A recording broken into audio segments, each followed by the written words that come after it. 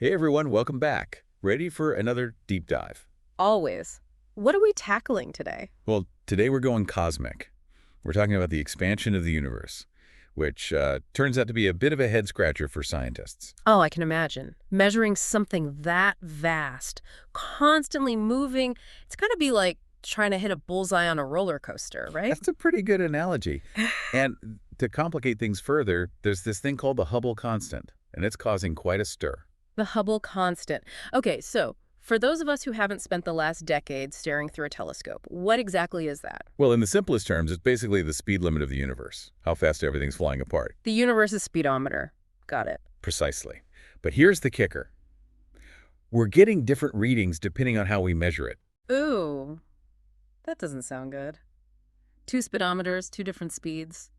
What are these conflicting cosmic measurements? So one way we measure the Hubble constant is by looking at the afterglow of the Big Bang, this faint light called the cosmic microwave background. Right, like a baby picture of the universe. Exactly. It shows us the universe as it was billions of years ago. Okay, makes sense. Yeah. So we use that to see how fast it was expanding back then and then figure out how fast it should be expanding now.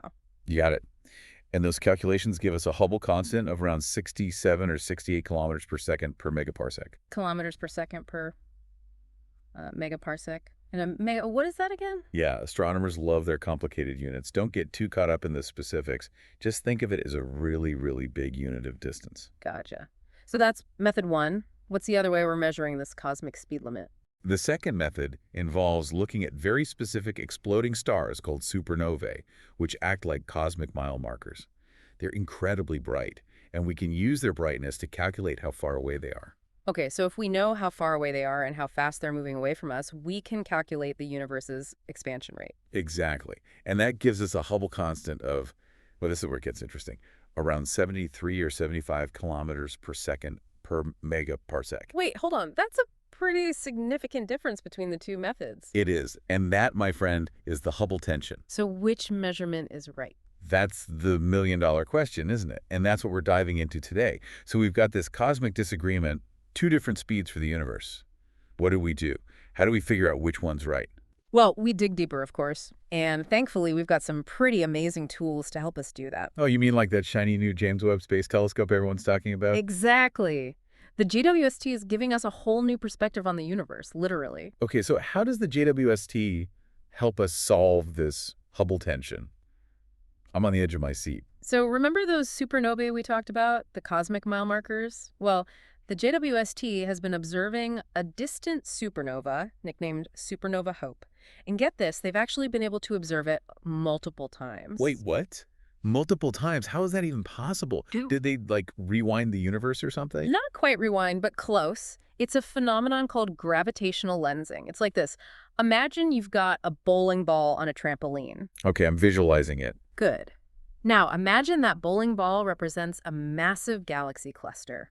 It warps the fabric of space-time around it, just like the bowling ball distorts the trampoline.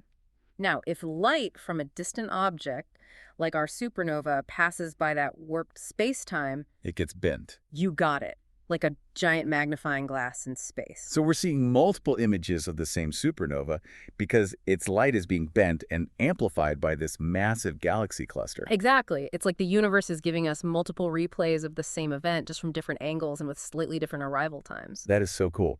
But how does this help us figure out the Hubble constant? Well, by analyzing the time delays between those multiple images and using what we know about gravitational lensing, we can actually calculate the distance to that supernova with even greater accuracy than before. So it's like having a much more precise cosmic ruler. That's got to help, right? You'd think so, wouldn't you? But that's where things get even more interesting. Okay, you've got to tell me. Did Supernova H0pe crack the case? Did it tell us which Hubble constant value is the right one? Well, about that, it's not so simple. Come on, spill it. What did Supernova H0pe reveal? All right. So the measurements from Supernova H0pe, they line up with the measurements we get from nearby supernovae. So it agrees with one side of the argument. That's got to be a win for someone, right? You'd think so. But here's the catch. It still doesn't match up with the value we get from the cosmic microwave background, that baby picture of the universe. You're kidding. All this, and we're back to square one. Pretty much. We have this incredibly precise new measurement, and it just deepens the mystery. It's like the universe is playing a cosmic prank on us. So where does that leave us? What happens now? Honestly, this might be the most exciting part. This Hubble tension, it's pushing us to the absolute limit of what we know about the universe. It's telling us there might be something big we're missing. Okay, now you have my full attention. Big. How? Give me the good stuff. Well, for starters, it could mean we need to rethink dark energy. Dark energy, that mysterious force that's making the universe expand faster. The one and only. We used to think it was constant, but what if it's not? What if it changes over time? That could explain why we see these different expansion rates when we look at different points in the universe's history. Whoa. So dark energy might be even weirder than we thought. Weirder, more complex, and way more important than we ever realized. It could change everything about how we understand the fate of the universe. Okay, that's a lot to process. Anything else it could be, besides messing with dark energy, I mean.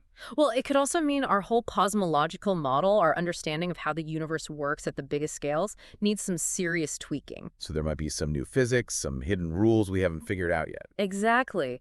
And think about it. We have the James Webb Space Telescope out there now, this incredible instrument capable of seeing farther and clearer than ever before. We're at the starting line of a whole new era of discovery. You know, it's kind of amazing when you think about it. We started with this seemingly simple question.